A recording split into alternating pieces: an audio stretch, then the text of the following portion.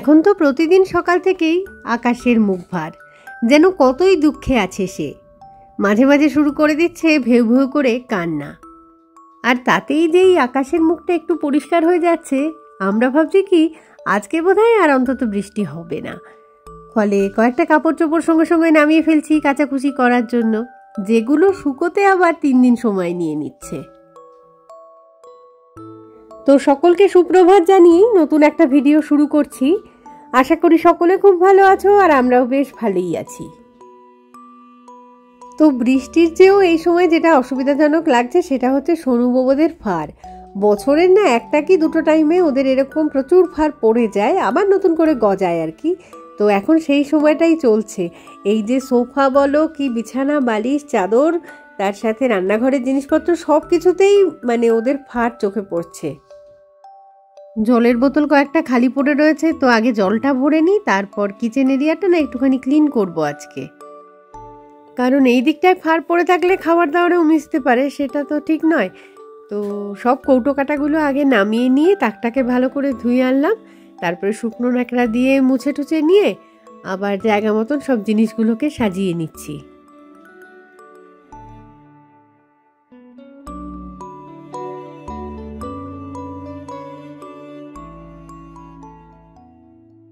এবারে একটু রান্না বান্নার দিকে মন দিলাম। ওদিকে ভাত বসিয়েছি, এদিকে বসিয়েছি ডাল।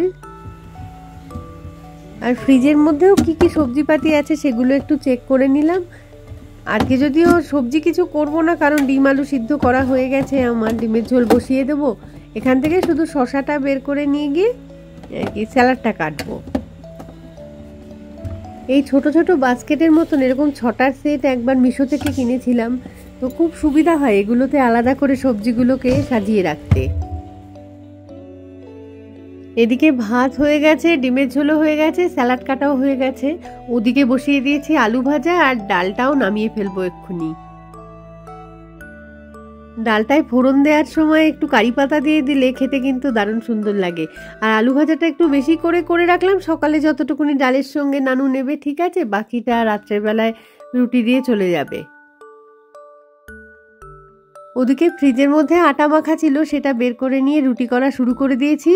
আসলে রাতের বেলায় কিছু করব না, আজকে শনিবার তো বাঙ্কুর বাবা একটু বাদে যেই ফিরে যাবে, তারপরে কোথাও না কোথাও একটুখানি ঘুরতে চলে যাব। ফিরতে ফিরতে সেই মানে বিকেল কি সন্ধে হয়ে যাবে, তারপরে আর রান্নাবান্না করতে ইচ্ছে করে না। সবটাই তাই দুপুরবেলার মধ্যে করে রেখে দিচ্ছি।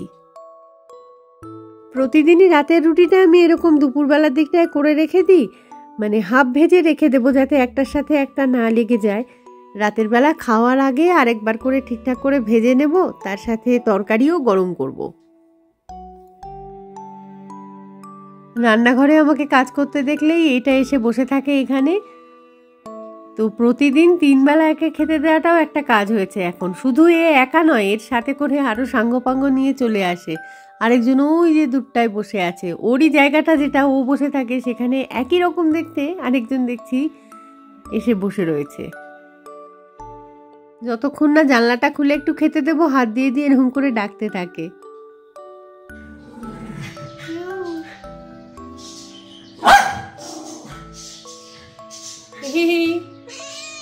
আসার দরকার নেই, আসার দরকার নেই, ও ভিতরে এলেই কামড়ে দেবে সবাই তোমার। ওই যে দেখেছিস কি করছে, দেখেছিস কারা থাকে।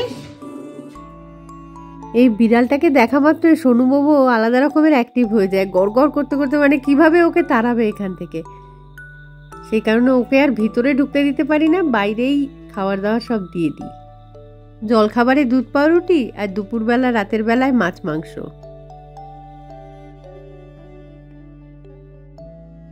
আর এই বিড়ালটাকে সময় সময় খেতে দেওয়া হয় দেখে অন্যান্য বিড়ালগুলোও এসে ভিড় করে থাকে।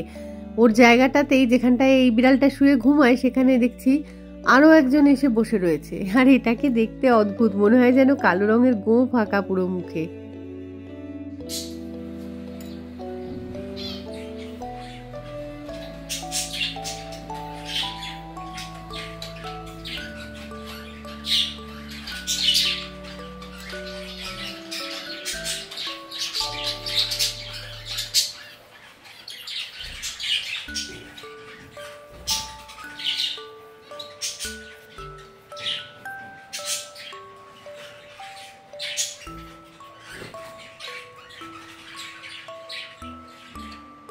পাখিগুলো সব ঠিকঠাকই আছে, মাছের অ্যাকোরিয়ামটা একটু গেছে, লিক করছিল এক জায়গায়, রিপেয়ারিং এর জন্য দেয়া হয়েছে। তো অ্যাকোরিয়ামটা এই মুহূর্তে নেই বলে খালি খালি লাগছে একদম টেবিলটা। আচ্ছা এই জিনিসটা দেখাই একটু, দাঁড়াও। আর্টিফিশিয়াল সাকুলেন্স 6টার একটা সেট আর কি। তো এটা মিশো থেকে আনিয়েছি, দারুণ কিউট এরা। সাথে কোনো পট তো দেয়নি, পুরনো যে প্লাস্টিকের পট ছিল আমার কাছে তার মধ্যেই 6টাকে একসাথে বসিয়েছি।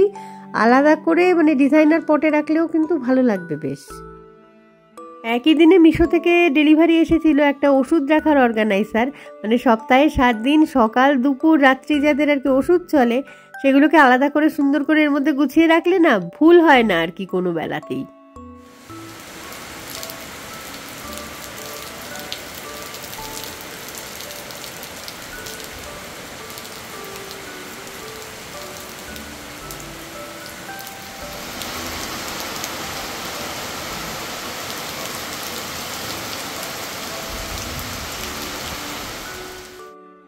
দুপুরবেলা খাওয়া দাওয়ার পরে বেরোবো ভাবলাম, তো খেতে বসেছি যেই দেখছি বৃষ্টি শুরু হয়ে গেছে। তো বারান্দার জামা কাপড়গুলো টুকটাক করে তুলে নিলাম আর কি, যে কটা মেলা ছিল, ছাট এসে নয়তো ভিজে যাবে। তো যাই হোক, যত জোরে বৃষ্টি পড়ছে হয়তো আর 10-15 মিনিট হবে তারপরে বেরোবো। যথারীতি রেডি তো ছিলাম, বৃষ্টি একটু কম হওয়ার সাথে সাথেই বেরিয়ে পড়েছি। তো যাচ্ছি আজকে মাটিলাং পার্কে।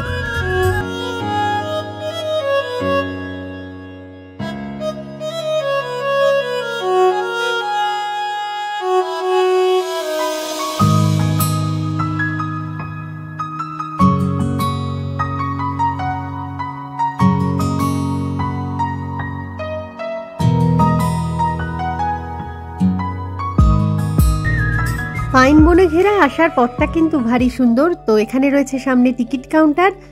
তো পার হেড টিকিট 50 টাকা করে, আর কার পার্কিং চার্জ 30 টাকা।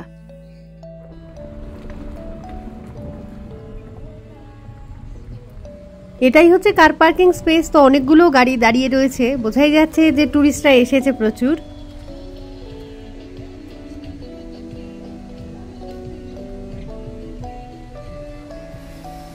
আজকে আমাদের বেশ সকাল সকালই কোথাও একটা বেরোনোর প্ল্যান ছিল আর কি, কিন্তু হয়নি বাঙ্কুর বাবার জন্য। তার হচ্ছে দাঁতে ব্যথা। এখন দাঁতটা ডাক্তারবাবু তো প্রতিবারই বলেন দাঁতটা তোলার কথা, সে কি করে অ্যান্টিবায়োটিক খায়, খেয়ে তারপরে যেই ব্যথাটা কমে যায় আর যায় না, ডাক্তার মুখই হয় না।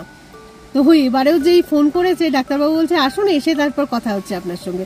এবার যে গেছে আধ ঘন্টা পরে উনি বলছেন যে আপনি তো আবার আসবেন, দেখাবেন, অ্যান্টিবায়োটিক লিখে দেবো, তারপরে আপনি সেটা খেয়ে যেই ব্যথা কমে যাবে আপনি আর আসবেন না, ফলে আপনার সঙ্গে আর কথা বাড়িয়ে তো লাভ নেই।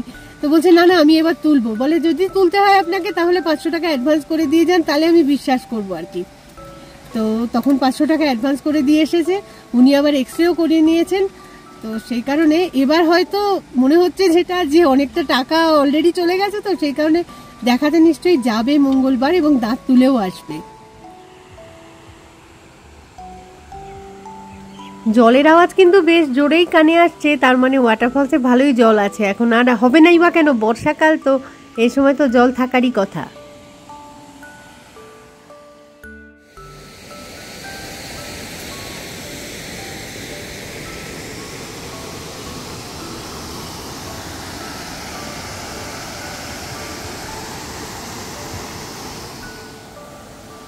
এলিফ্যান্ট ফলস এখন জলে পরিপূর্ণ, দারুণ সুন্দর দেখতে লাগছে।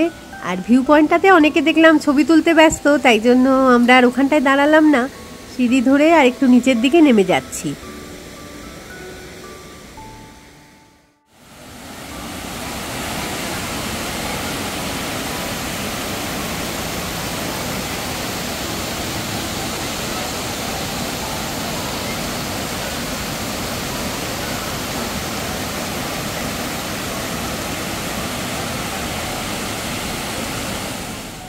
এই মাটিলাং পার্ক থেকে এলিফ্যান্ট ফলসটার ফাইনাল ধাপ, যেটা 3টে ধাপের মধ্যে লাস্ট ধাপ যেটা, সেটা আর কি সুন্দরভাবে দেখতে পাওয়া যায়।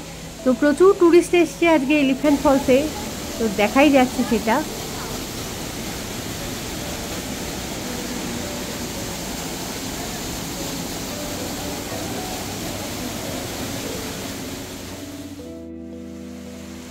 এলিফ্যান্ট ফলসে 3টে ধাপের মধ্যে প্রথমটা তো বেশ ইজি, পরের দুটোতে কিছুটা নামতে হয়, আর এই শেষটায় নেমে গেলে আর কি বয়স্ক মানুষের পক্ষে ওঠার সময়টা একটু অসুবিধা হতেই পারে। সেই তুলনায় এই মাটিলাং পার্কটা অনেকটা ইজি আর কি, ইজিভাবে দেখা যায় এই শেষ ধাপটা।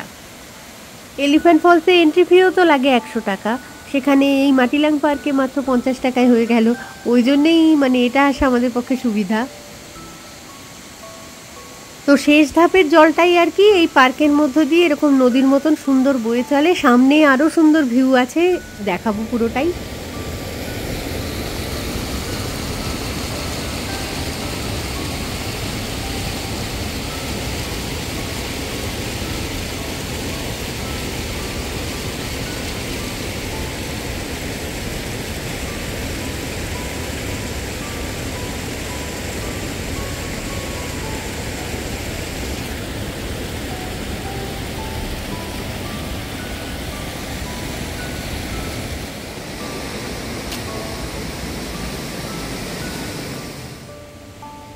জলটা এসে একটা ছোট্ট লেক তৈরি হয়েছে এখানটায়, আর লেকের উপরে খুব সুন্দর একটা ব্রিজ করা রয়েছে। ব্রিজের উপর থেকে না দুদিকের ভিউটা দেখতে এত ভালো লাগে।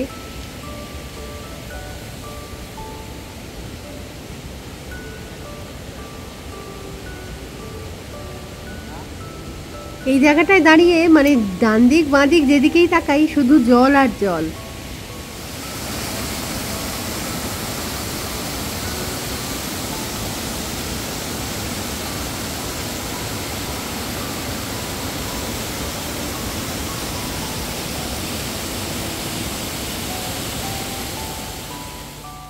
এসেছি মাটিলাং পার্কে, আগেও অনেকবার এসেছি, তাও আজকে এলাম কারণ এই বর্ষার সময় তো ওয়াটারফলসে প্রচুর জল থাকে। এখান থেকে এলিফ্যান্ট ফলসটা খুব ভালো দেখতে পাওয়া যায়, তো সেটাই আর কি এনজয় করতে এসেছি।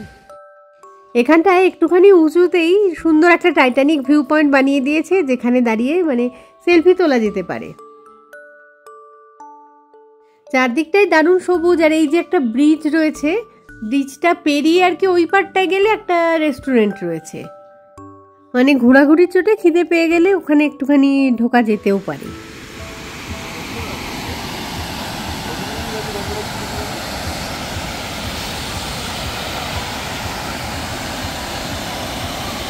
গন্ধ আছে দেখলি নাকি? হ্যাঁ, গন্ধরাজ ফুল। আরেকটা ফুলও এখানে প্রচুর ফুটে আছে, এটার নাম হচ্ছে হাইড্রেনজিয়া।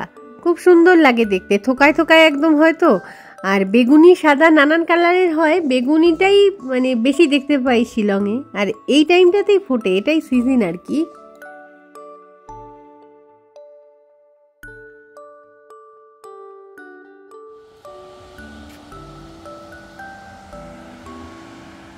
সামনের এই গাছটাতে হলুদ ফুলটাও ভারী সুন্দর দেখতে লাগছে।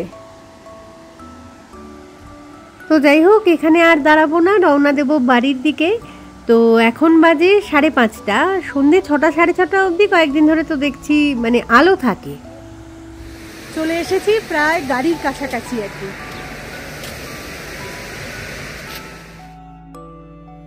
গরম গরম চাও এসে গেছে এদিকে হাতের কাছে। চাটা নিয়ে গিয়ে গাড়িতে উঠে গিয়ে বসি এবার। এই গাড়িটাতে আদিযোগীর মূর্তিটা ছিল এখানে, তো আঠাটা চলে গেছে, ফেভিকুইক কিনে এনে এটাকে আবার সেট করে ফেলতে হবে। কি অবস্থা দাঁতের এখন? আপাতত ব্যথা কম আছে, কথা বেশি বলার প্রয়োজন নেই। ব্যথা কম আছে, মঙ্গলবার তুলবো দুখানা একসঙ্গে। দুটো একসাথে? ঠিক আছে, তাহলে চলো তাহলে বাড়ির দিকে এগোনো যাক এবার। খাওয়াবি বলে কোথাও ভালো জায়গায়, সেইটা ভিডিও করবো। কোথায় খাওয়াবি? পাইনুর, সিটিহাট ধাবা, যে কোনোটাতেই যাওয়া যেতে পারে। আর যদি বাজেট কম থাকে তাহলে রিনঝায় চলো, রিনঝায় গেলে কমের মধ্যে ভালো খাবার জুটে যাবে। ফেরার পথে দাঁড়ালাম একটা পেট্রোল পাম্পে গাড়িতে তেল নেওয়ার জন্য, আর কি সুন্দর এরা এই ফলগুলো বিক্রি করছে, ঝুড়ি করে নিয়ে এসেছে না, ভালো লাগছে বেশ দেখতে। কিন্তু তাহলে এই ভিডিওটাকে আর কন্টিনিউ করছি না, খুব তাড়াতাড়ি ফেরত আসছি আবার একটা নতুন ভিডিও নিয়ে। তো ততক্ষণের জন্য টাটা, আর সঙ্গে থাকার জন্য সকলকে জানাই অসংখ্য ধন্যবাদ।